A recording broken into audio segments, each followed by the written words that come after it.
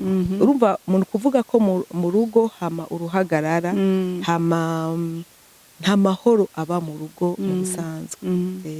Kandi amahoro burya naho umwe yoshaka gutanga amahoro hariho umwe ari yafashe iyo nshingano yo kubuza amahoro mu rugo, amahoro arabura. Mushobora amahoro mutegeza mu rugo mutegeza kuyarondera muri babiri. Jewe ikintu catumye jewe mfata decision yo kwisepara nawe,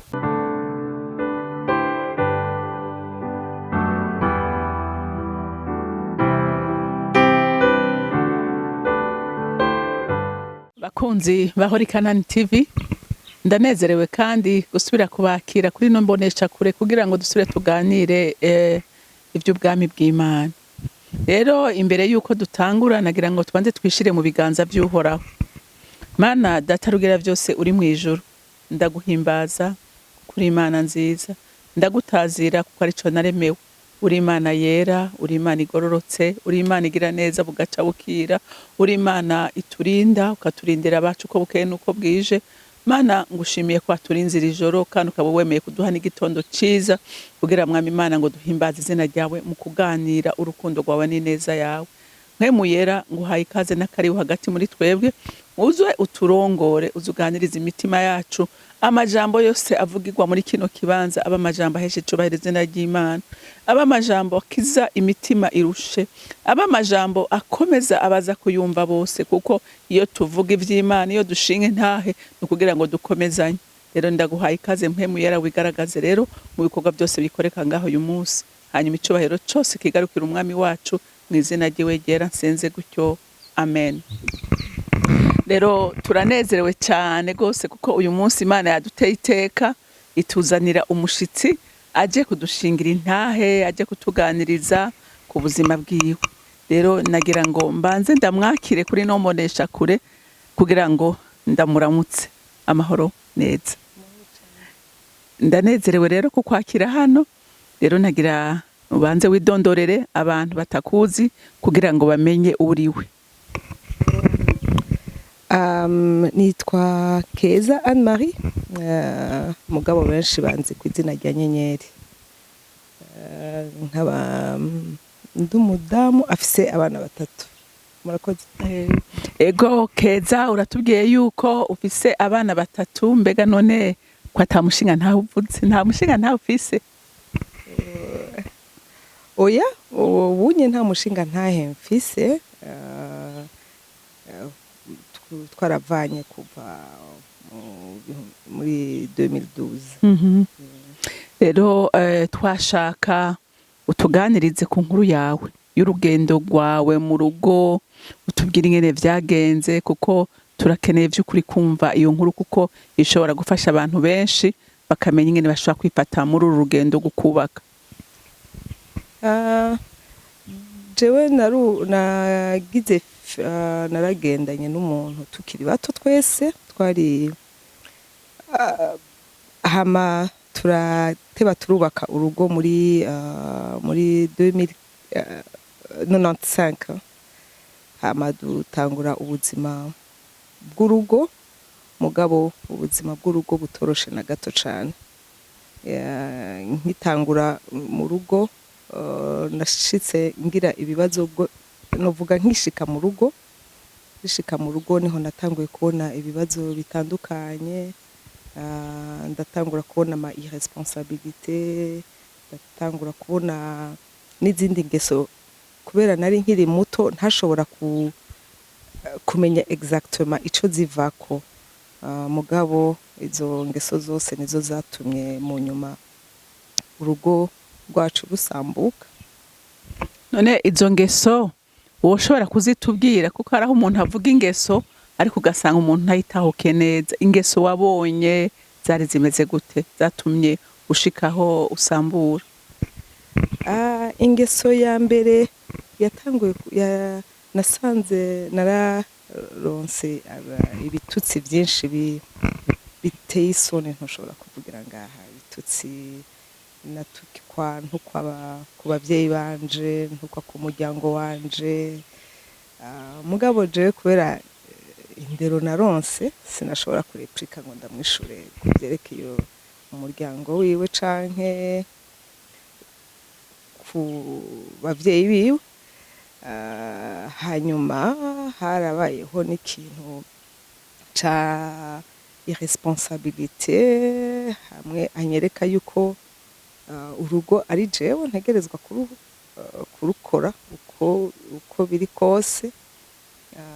Hama ico gihe nakora muri leta, murazi amahera umuntu aba ahembwa, mugabo naragerageje kuri buryo buke nari mfise, ndagerageza kuza ndaraba ingene nshobora kujonya les deux bouts du mois, naho bitari vyoroshe. Ntivyari vyoroshe. Hama ngishika mu rugo Imana yaranteye iteka ndasama inda. Hama nsama inda ntangura kumbwira yuko umwana mfise atari inda yiwe. Yari shoke kuri jewe, hamwe numva umenga nta n'umuntu nobiyagira, n'umuryango numva ntobivuga. Haragera amezi aregegwa imbere, haragera kongera kuvyara, ntagira bimwe twita valise bebe. Umugabo urumva naho nari nkiri muto narashoboye kugerageza mu buryo buke cane nari mfise, ndisakara nciye muri bimwe bita second hand, ndagenda ndagura ivyo umwana byose bishoboka. Mugabo numva ko ntashobora kubiyagira, numva ari ikintu ntoshobora kubwira umuntu n'umwe. Ndagenda ndibaruka, hama nibaruka neza, nibaruka n'umwana munini, naho nari nkiri muto cane. Hama ndasubira ndatwara inda ya kabiri, nayo nyene bigenda uko, aca ambwira ko mfise inda y'undi muntu. Urumva umuntu akubwiye ko ufise inda y'undi muntu bivuga ko ataca gufasha. Hama ndasubira nari natanguye kubimenyera, ndasubira ndimenya, ndibaruka. Hama ndagira inda ya gatatu, bigenda uko nyene. Urumva aho rero niho naciye ntangura kubona yuko noshobora kurondera akazi ko shobora kunyunganira, kuko narabona yuko abana bariko babaye benshi n'uburyo buke mfise, nkabona yuko bizohava bingora. Ntaguciriye mw'ijambo, none uyu mushingantahe wawe yari afise uburyo ku buryo yabigutana ari uko atabishoboye canke yabigutana abishoboye? Ntaco yafasha na kimwe? Yarafise uburyo bwinshi, yarabishoboye cane, yaranafasha n'abantu bo hanze cane, n'umuntu afasha hanze cane. Yafasha hanze adafasha mu rugo rwiwe? Yego, yarafasha hanze rwose cane, kandi nukuri yarafasha hanze, kandi nabo barafasha hanze yashise uburyo.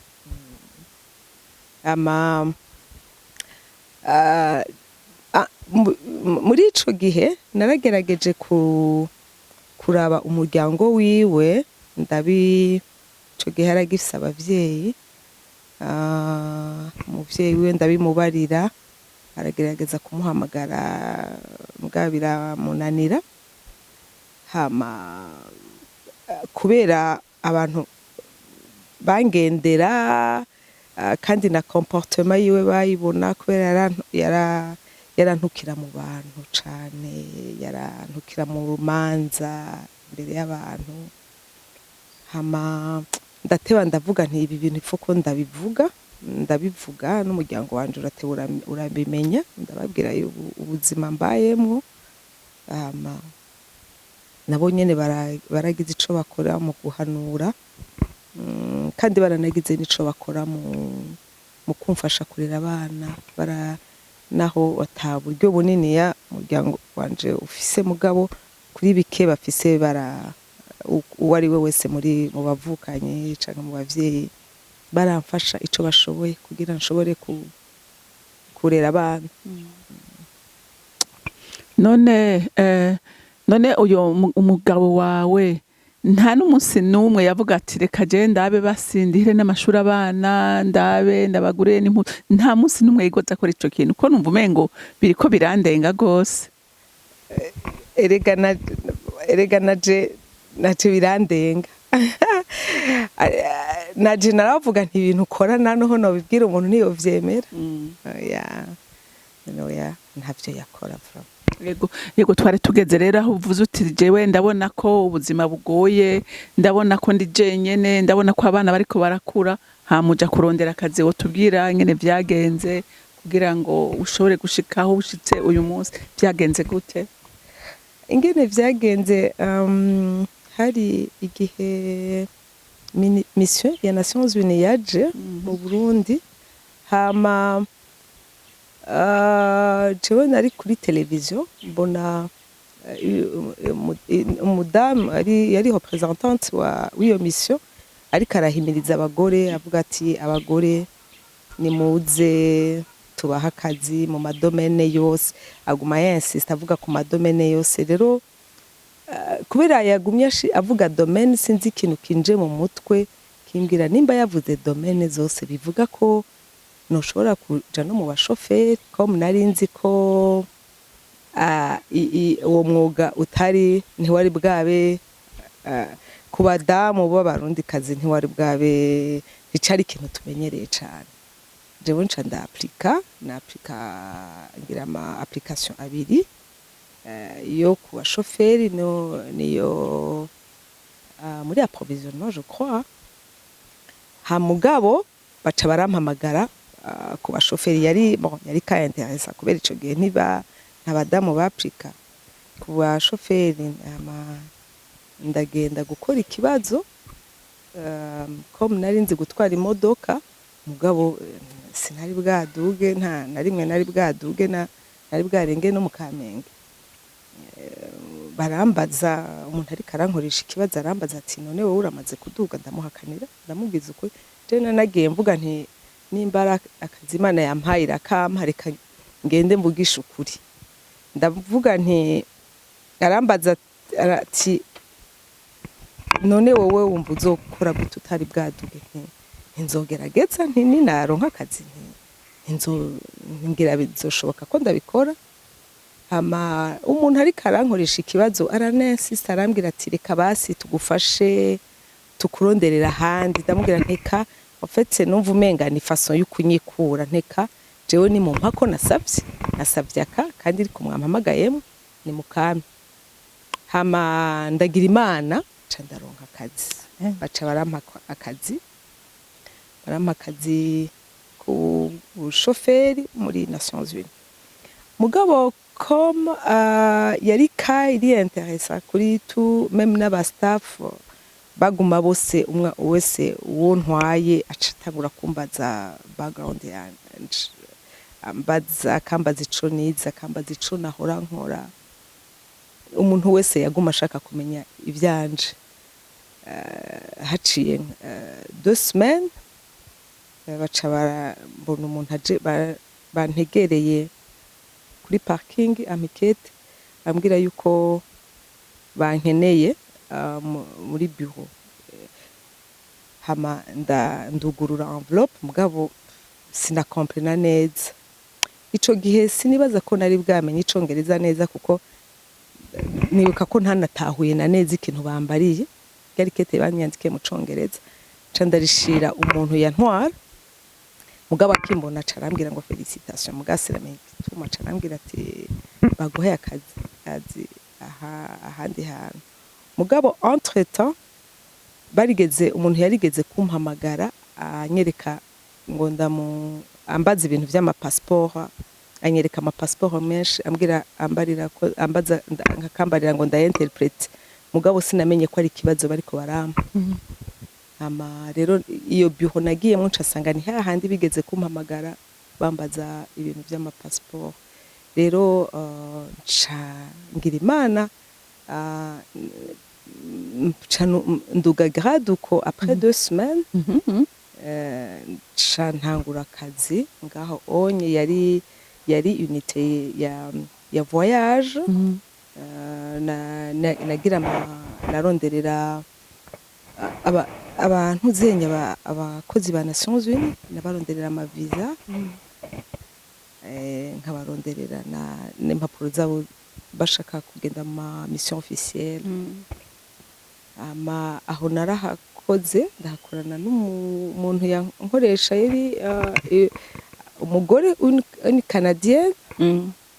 Mugabo rero uyu mugore niwe yatanguye kunyumvisha yuko nogenda mu byo nize, nkaja mu byo nari nsanzwe nkora.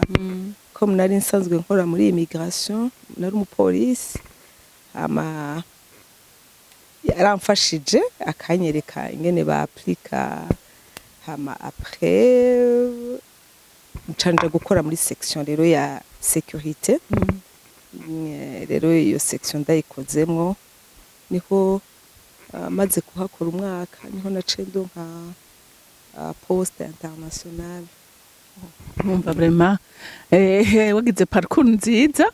Yego, kandi urumva yuko Imana ndayishimira kurumva ko yagushigikiye kugira ngo ushobore kurera abana neza. None umaze kuronka akazi rero waciye ugenda gukora hanze canke wagumye ukora ngaha?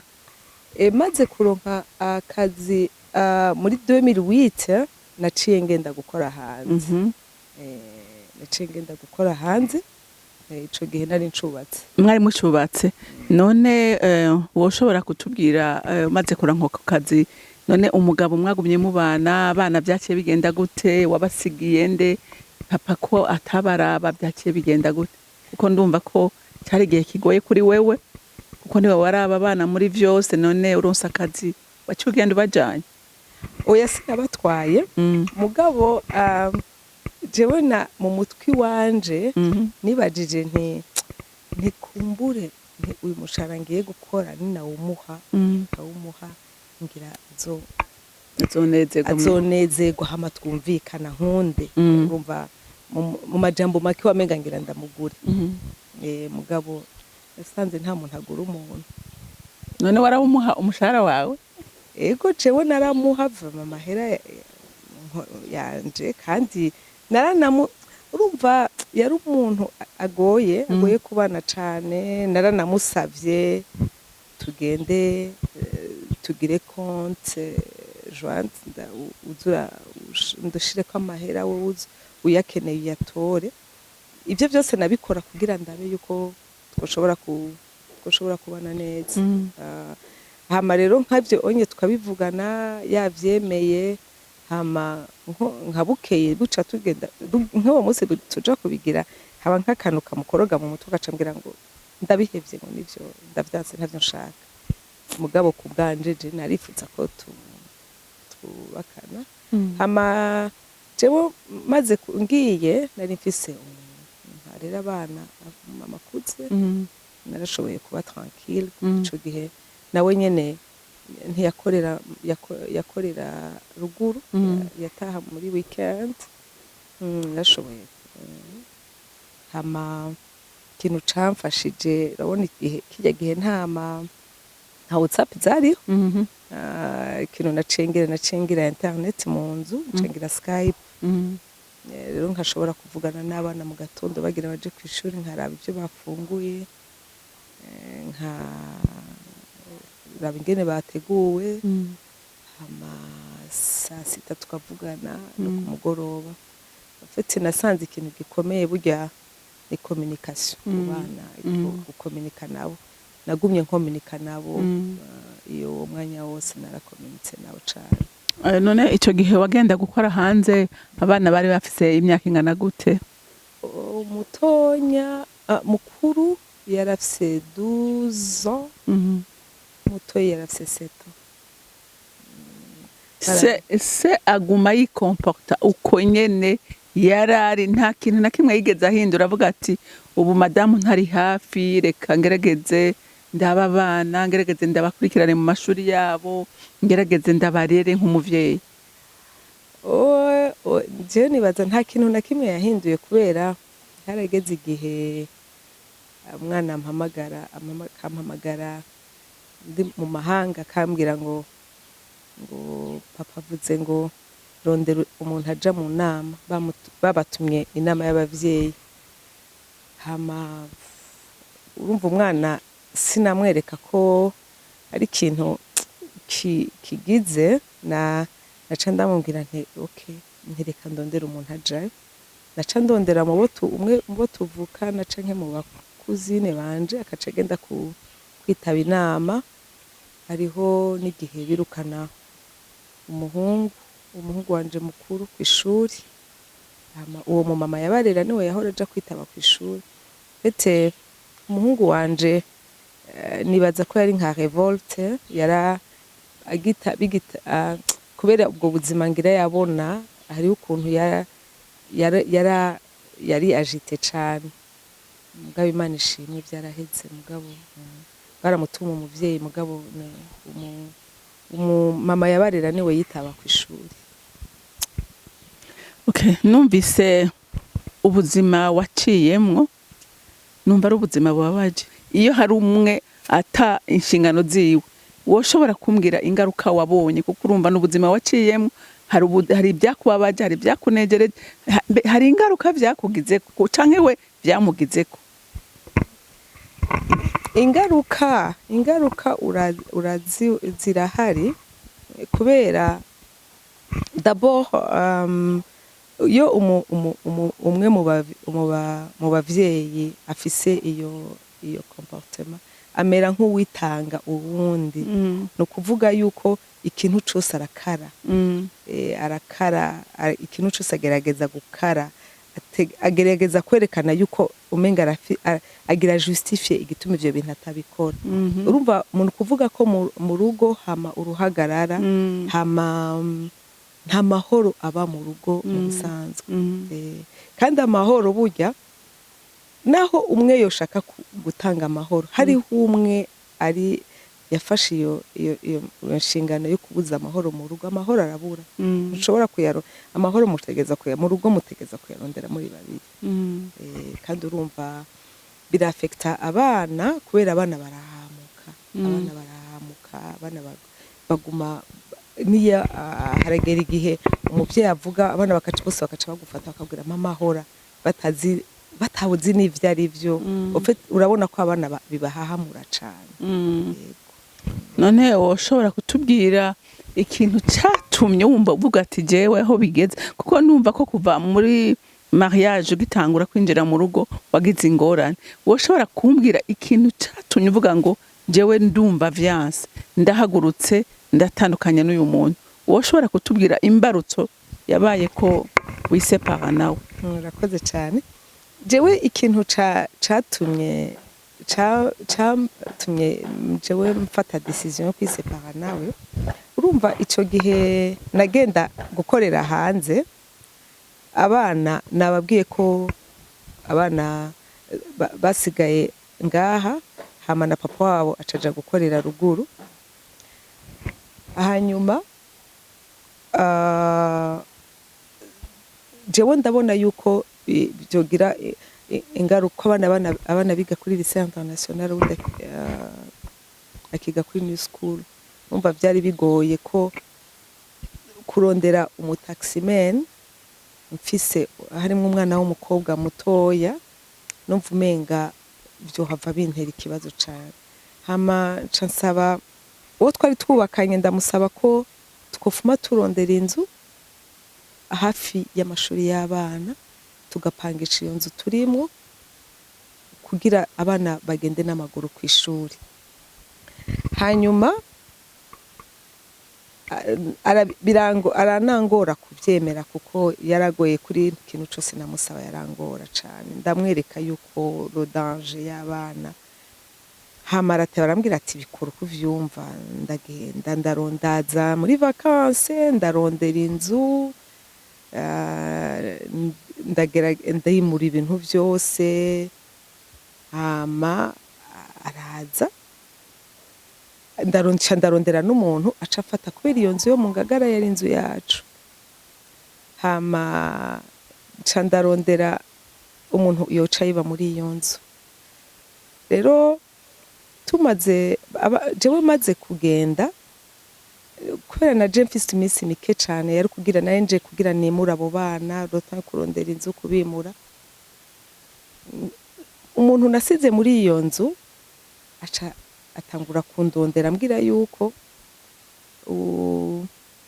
umushinga ntahe wanje ariko aramubwira ngo namubise muri iyo nzu arayikeneye. Je nca ndamubaza nti ko ayikeneye, aca arambwira ngo ego ndayikeneye. Hanyuma yari yatanze na avance, aca arayivamwo na avance yiwe idaheze, yaciye aba oblige guca isohoka. Ubwo nyene arasubiza agira ibintu vyiwe,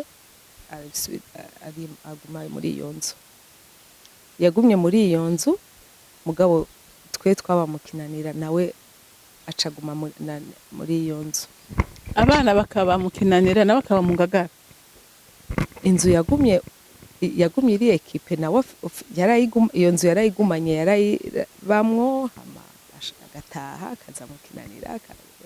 Yaba ahantu habiri, afise inzu zibiri. Hama je ndamubarira nti mu bisanzwe muri iki gihugu sitwe dutunze cyo kuba mu nzu zibiri.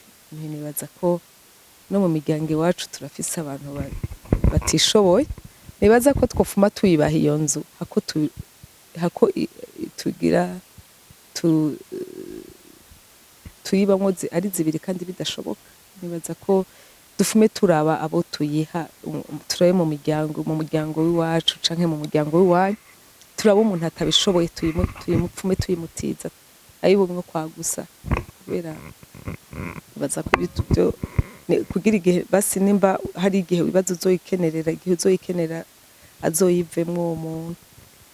Mugabo urumva ntiyashatse kunyumviriza, hama ndaca mu muryango iwabo ndabibabwira nti ibi bintu numva vyo bindemereye cane, kubera mbona umenga ntavyo noshobora ibi bintu ko tugira inzu zibiri. Hama baragerageza kumuhanura, hama ndaca kuba umuryango wanje barabimubarira. Hama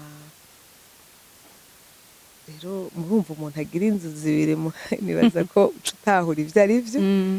Numvise bindemereye cane, numvise ari ibintu ivyo kameme, narumvise ko bingejeje ahantu, narabonye ko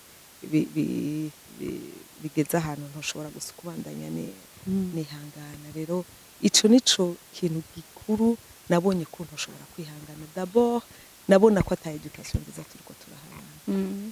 Nico ndabona nti ibintu bibandanyije nyene, nibaza ko nto bibandanya gutya. Nico catumye mfata decision. Ndumva ko ashobora kuba yarahatungiye uwundi muntu, ko nta kuntu na kumwe yashobora kuba mu nzu zibiri adafise uwundi muntu babana muri iyo nzu. Ntabyo nzi. Ariko ndavyiyumvira kuko urumva nta kuntu na kumwe yoshobora gufata ngo abe mu nzu zibiri. Ngira hari ibyo yanka gukora abana babona, niko ndavyiyumvira. Ntavyo nzi, mugabo ivyo arivyo vyose abana bubu baraciye ubwenge. Urumva ivyo bimeze uko abana baca batahura ivyo arivyo. Ndumva bitari vyoroshe. None ubiraba, ndashaka twinjire mu buzima bw'abana. Abana bawe nta ngaruka bigeze bagira kuri papa wabo? Bamubona gute? Uyu munsi bamubona gute? Mbega nta bikomere bashoboye kugira mu buzima bwabo kubera izo ngorane zose babayemo? Ego mugabo jene narayigwanye iyo ngwano cane ku bana. Abana jewe namye nababwira abana yuko ingwano ari yanje atari yabo. Nivyo ndababaye, mugabo abana murakeneye papa wanyu, murakeneye nanje. Nibaza ko mwogerageza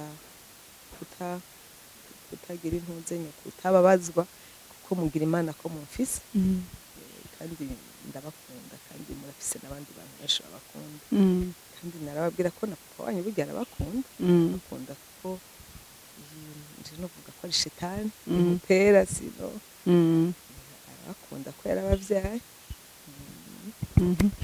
Hari ikintu wavuze mu ntango, waravuze ko abana uko baba bavyara yama bihakana, none mbega yarabandikishije yarabemeye kuko iyo umuntu akubwira ati uyu mwana si uwanje nibaza ko no kumwandikisha bigorana. Mu bisanzwe ntiyabivuga ngo ni kubera azi yuko noba navyaranye n'undi muntu. Je novuga ko ari nka responsabilité n'ama responsabilité ya kwepa ntiyashaka kwasuma ngo akore inshingano z'umuvyeyi mu rugo akaca akubwira ikintu nk'ico urumva kiraremereye urumva hageze igihe ngiye gukora hanze narategerezwa gutanga ama acte de naissance y'abana acte de mariage kugira nshobore kugira hariho ama avantage nshobora kuronka bashobore kuriha amashuri y'abana bashobore kubavuza bashobore kuvuza n'umugabo rero bakambwira ati none wowe ko muri dossier wandika ko ufise abana ata preuve n'imwe tubona hama kubera acte de mariage nari ndayifise barashoboye nko kumpa assurance ntuze carte d'assurance maladie y'umugabo yabana nanje nca ndamubwira nturumva je nshobora kuyiguha abana banje nabo batavugwa genda ubandikishe hama kugira nshobore nanje abana nanje banje bashobore kuronka ingene bivuza hama niho yaciye umwana mukuru yarafise 12 ans ico gihe 12 ans 13 ans niho yaciye abandikisha yaciye andika ikete ryo urumva kubera uba waratevye acarandika ikete niho baciye bandika abo bana.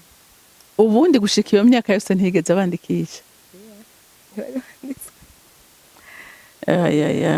nukuri ni ikintu numva kiremereye umuvyeyi wese, aho umuvyeyi ashobora kwihakana abana kandi azi neza ko ari abana biwe, ariko numva nukuri Imana yarakugiriye neza kumva abana bawe barashoboye kuvamwo abana bazima barahuye n'ibikomere bingana gutyo. Oya nukuri numva nogira ngo chapeau rego chapeau vraiment. None nagira ndakubaze rero utuje mu buzima rusangi pa ubuzima bwawe woshobora kutugira uhanura nk'abantu baba papa ko bakwiye kwifata mu ngo zabo n'abamama uko bakwiye kwifata kugira ngo abana ntibabe victime y'amakosa y'abavyeyi, woshobora gutanga impanuro kuko burya umuntu iyo yaciye mu kintu abaza uburemere bwacu, abaza umubabaro umuntu ashobora guhurirayo nawe. Rero uhanure abantu bakiri bato bariko baranubaka n'abandi bubatse bariko barifata ukutariko kugira ngo twimire. Mu bisanzwe mu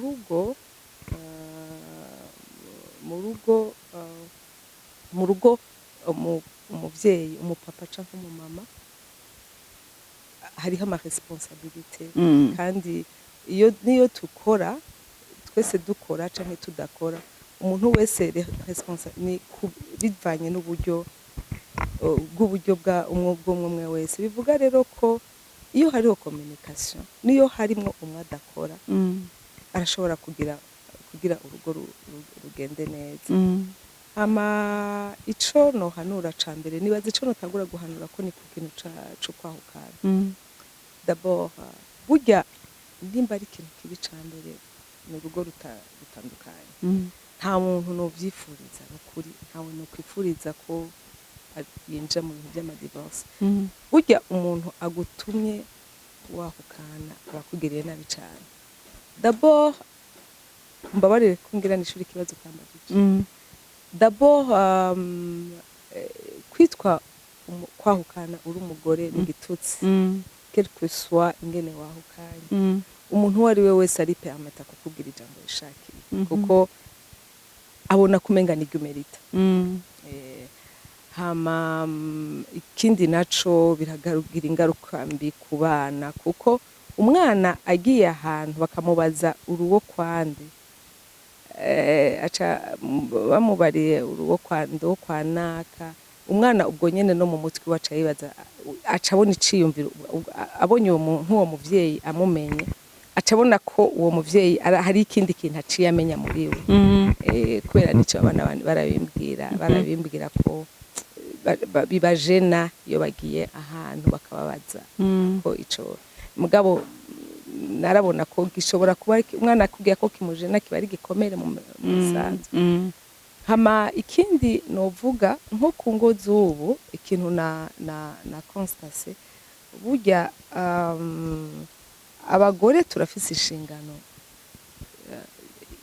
uko biri kose dutegerezwa gukora rero ico nabonye ku bana b'ubu couple y'ubu kera mu bihe byacu bihe byari imbere abantu umugabo yaragenda akaja nko mu kabare mugabo ntiwasanga nk'umugore afise programme yo mu kabare ka tous les jours ubunye umugore barakubwira ngo ujya naka madamu wiwanwera ne ufite n'ibintu je gushika ubu ntarakira urumva ucutahura yuko ugo rugo nta kuntu ruzobaho umugabo mu bisanzwe nko ego kunwa ku mugore ni byiza mugabo burya nta societe nimwe accepta umugore w'imborego tuje mu bazungu tuje mu bajone tuje mu birabure tuje mu Burundi nta societe nimwe mu accepta urumva nukuvuga yuko umugore atanguye gusuiva iyo ngo umugabo yagiye nanje canje muri aka kabari ubwo rugo ntibizoba nibaza ko bashobora kwibaza ngo ni kizungu bashobora kumva ngo niko bavyumva mugabo ubwo rugo ntibishobora kubaho nibaza ko nimba bashaka ikizungu nibagire iyo sorti bajane iyo munsi mugabo ntihagire umwe ngo aje muri aka kabari undi aje muri aka kabari ngo baze guhurira muhira nibaza ko gotari urugo ruzobaho ingaruka nazo z'ukwahuka urugo rusambutse ni ingaruka nyinshi cyane kuko iyo utabereye biratuma n'umuntu biragoye no gutegura kazoza k'urugo kazoza k'abana iyo muri situation nk'iyi kuko umwe wese aguma yibaza ko ndabitegure nakaza bitware ndabitegure mugabo mukibagira yuko inyuma y'ivyo bintu hariho abantu mwashitse ku isi ari bo babibasavye nibaza ko ivyo byose ari ingaruka mbi hama ukaca usanga uwo muntu atiyumviriye gutegura harageze mu butama bwiwe canke mu butamakazi bwiwe ntashoboye biramunaniye ubuzima ingene abaho yego nibaza ko quelque soit ingorane ziba ziri mu rugo nibaza ko umwe aba ari umugabo aba ari umugore umwe wese yo kwavansa akaja imbere akiyumvira akazoza kiwe n'akazoza kawe yavyaye ego nagira ndakubaze none nk'ubu wewe ntivyakugoye kurera abana ntivyakugoye kubakundisha umuvyeyi wabo kandi numvise imibabaro yaguteye numvise ari myinshi numvise amenga biraremereye gose none ntivyakugoye umva ko wewe ukibwira abana gukunda papa wabo kubaha papa wabo uwo tubwira ibanga bakoresheje kugira ngo ushobore kwihanganira ibyo bintu byose je nibaza ikintu cya mbere gikuru mu kujya ni communication communication n'abana jewe narakomitse n'abana cyane ndakomunika gushika n'ubu unyaraba bose barahejeje amashuri barakora mugabo ndakomunika nabo cyane hama bien sûr hariho igihe umwe agashavura kubera akantu kaba kabaye kwereka yuko agomba ashavuye umenga nta mugura agerageza kumwereka yuko ari bisanzwe kugira ati urikura mushavurira mugariho hariho abatamufise kandi umunsi atazoba hari uzomwifuza. cyane cyane ndashaka kumenya kuri wewe ubwo bushobozi, izo mbaraga zo kuvuga uguma ukunda umuntu kandi yakubabaje gutyo, n'igiki cyabigutera, izo nkomezi bazikura he?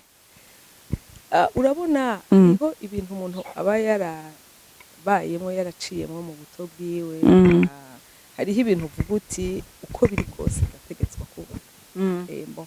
Jewe yari principe yanje, navuga nti vyanka vyakunda kugira protege l'honneur de ma famille, kuko uburyo uba waravutsemwo uravuga uti jewe ndashaka ivyo noba narabonye mu buto bwanje abana banje ntibaze babibone, baze babitukwe.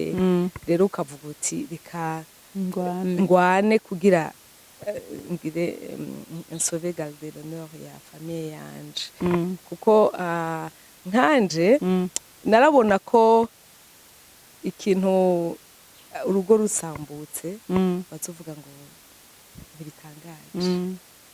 Nivyo en fait iyo ngwano yose nanka kuri iryo jambo kwa ntibitangaje.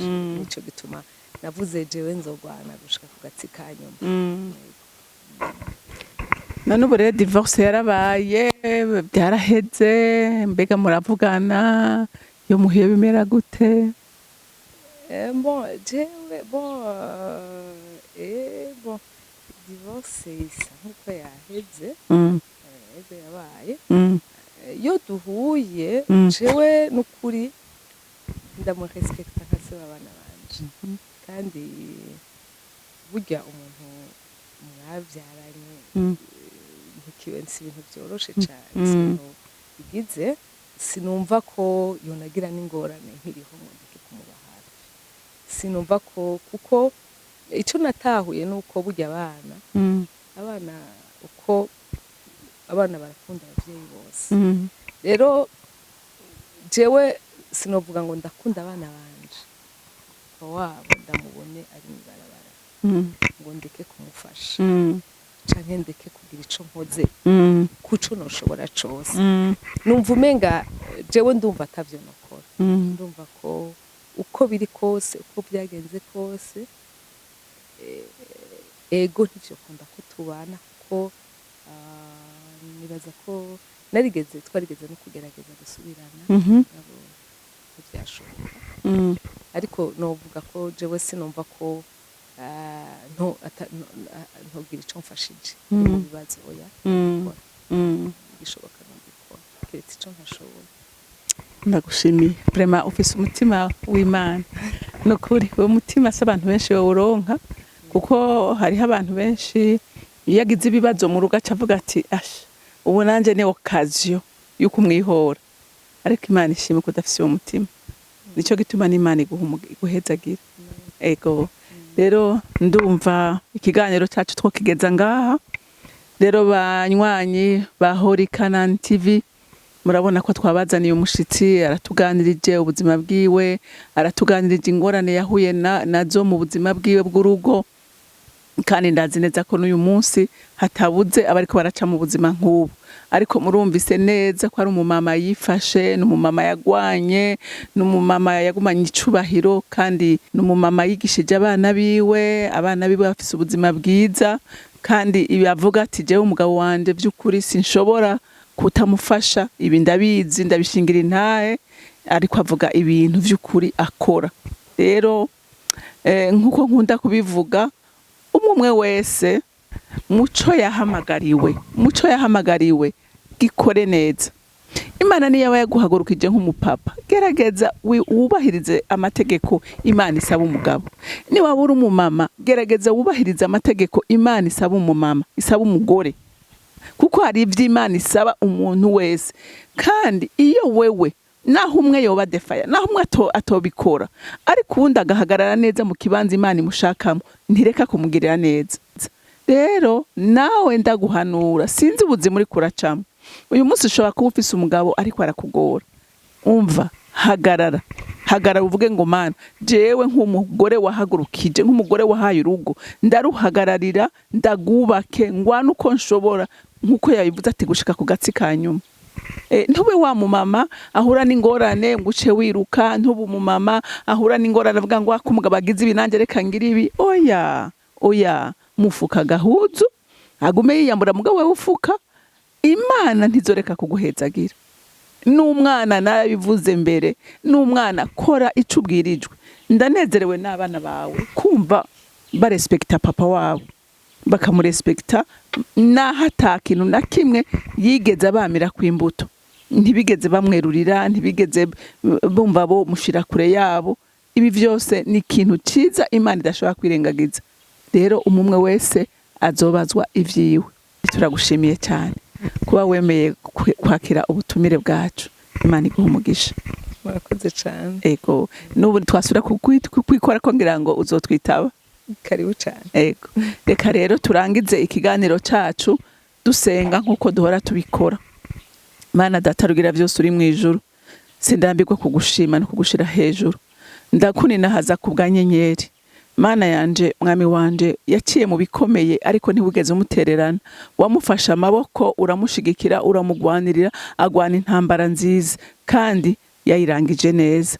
N'ubu ndamusengeye ngo ubandanye kumuhagararana nawe, ubandanye kumuhezagira, ubandanye kumushigikira, ubandanye guhezagira abana biwe. Mwami wanje, ibyo bahuye navyo mu buzima bwabo ntihagire ingaruka nimwe izobabonekako, ariko baze abagabo beza bubahisha ingo zabo, azoba umukobwa mwiza yubaha umugabo kandi azaronka umugabo azomunezereza, ntazoronka umukomeretsa. N'aba bahungu ndabasengera Mana ngo uzubahe abakenyezi beza bazobahoza amarira n'imibabaro yose bagize mu rushako rw'abavyeyi babo. Kandi mwami Imana ugiriye neza n'abandi bose bariko barumviriza kino kiganiro, bari mu ntambara, bari mu bibazo bitandukanye. Mana bampera inkomezi, Mana yanje bahagarare neza mu nshingano bahawe nawe data, nawe wemere ubashigikire, ubagwanirire kugira ngo ingo zireke gusambuka. Satani nta wundi mugamba afise. Satani yazanywe no kwiba no kwica no gutikiza, ariko Kristo umugororotse we haje gutanga ubugingo kandi ubutanga busagutse. Rero reka amahoro yawe n'umugisha wawe ube ku ngo zose mwami wanje, abazokumva intahe, abazokumvira isengesho bose uzubashungurire ku bushobozi bwawe, bagirirwe neza nawe muri vyose. Urakoze nyaguhoraho kuri iki kiganiro ciza n'iyi ntahe, icubahiro cose n'amashimwe yose aba yawe. Nkaba ndabisenze ndavyizeye kuvyumvise mu izina rya Kristo Yesu. Amen. Mwarahezagiwe, ndabakunda cyane.